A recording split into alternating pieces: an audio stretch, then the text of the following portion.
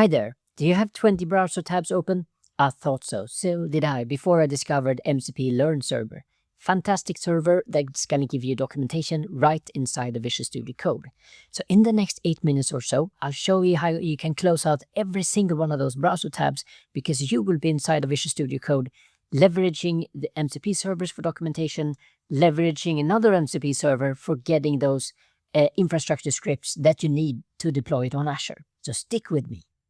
Here's a scenario every developer knows, right? You're building an application and you need to add a database support to it. So suddenly you have all these tabs open: Azure documentation, Postgres setup guides, connection string formats, because those are different per database, of course, and security best practices. So you realize suddenly you're talking about 5 tabs, 10 tabs, or maybe even 20 different tabs. You are constantly context switching between your code and your documentation.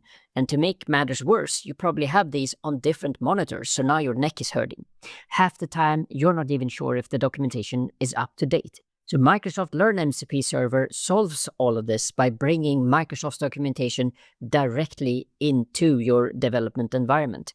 No more tab switching, no more outdated information, just instant, accurate answers right where you code. Let's talk about setup and configuration. The process for this is very simple, and thanks to the fact that you can install an MCP server directly through its own registry, just like this. So you select the MCP server from a list like that, and you click the install button. Clicking install configures the MCP server connection for you.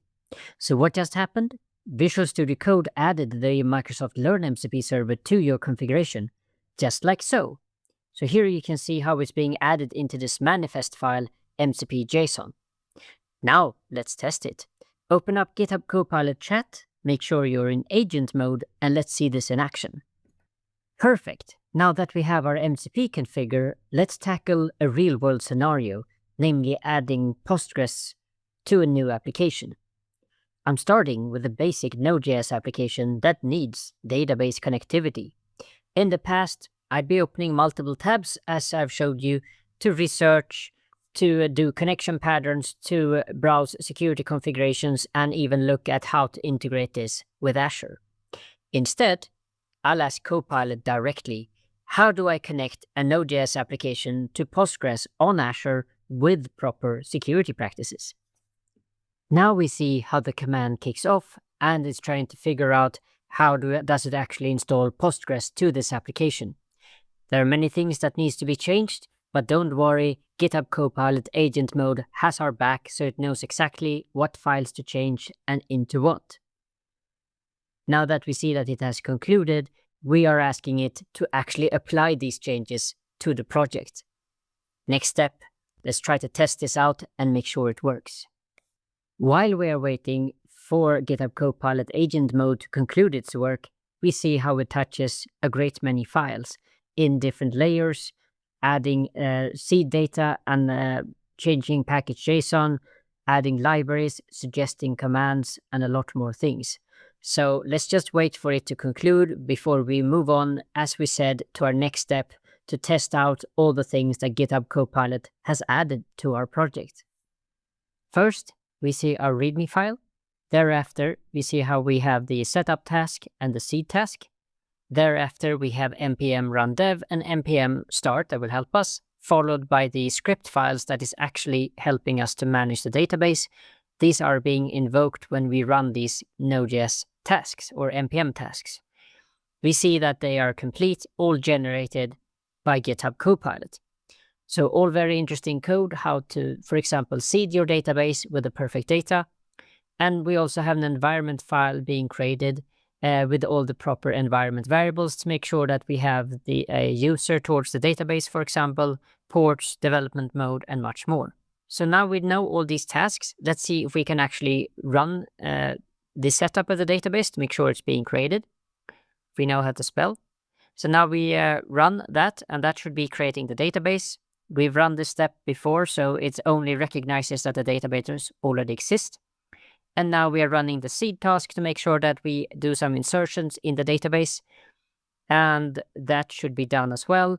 And this should be followed by actually starting up the service or the backend to make sure that it correctly reads from the database. Now we see the data from the database. We see all products. And if we want to look at a specific product, we can do so. We just need to find its ID. So there you have it. We see now how our application is correctly reading from Postgres. Back inside the VS Code, let's see if we can create a prompt that will help us with Azure deployment. So our prompt is now saying that we wanted to create bicep files and we want to use the tool ACD to deploy this to Azure. And as we can see, the agent is kicking things off, trying to figure out which tools, which MCP servers to call to get this information. And the good news here is that there's another really good MCP server that will help us, namely the Azure one.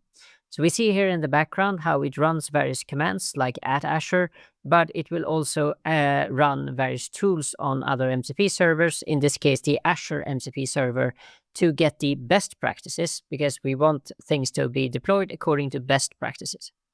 So what we're doing here is allowing all of these tool calls to run, and we see that there's a lot of things that it probably wants to change to add all the things that we're asking it for.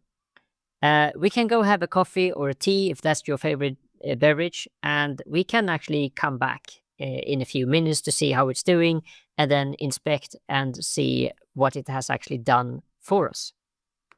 Okay, so now it's on the last pieces of trying to run this command for us, and we are gladly accepting what it's giving us. So it's giving us an Azure folder, an infra folder for bicep. It looks also like it's created an Azure YAML that's going to be used by ACD, because that's the project file. And let's see what else it's about to create. Okay, main bicep files, great. Parameters, Docker files, updates to various databases, and so on and so forth. And this looks like it's on the very last mile, and we even have a deployment markdown file. That's great. And yes, just a few more seconds and there we have it. Okay, let's have a look at what it actually created for us. It created various files for ACD, for Docker, and also bicep files. Let's see the resources, container apps, database, container registry, key vault for our secrets, managed identity, and let's see the security aspects. Everything stored in key vault, great. Encrypted at rest, thank you. RBAC, that's also great for security, and it even shows us the command we need to run with ACD and in what order. And lastly, it will give us a summary to say, this is what I've done. It's production ready, it's secure by design, it's cost optimized, it auto scales, and it even includes monitoring. This has helped so much, it's done a lot of the heavy lifting for us.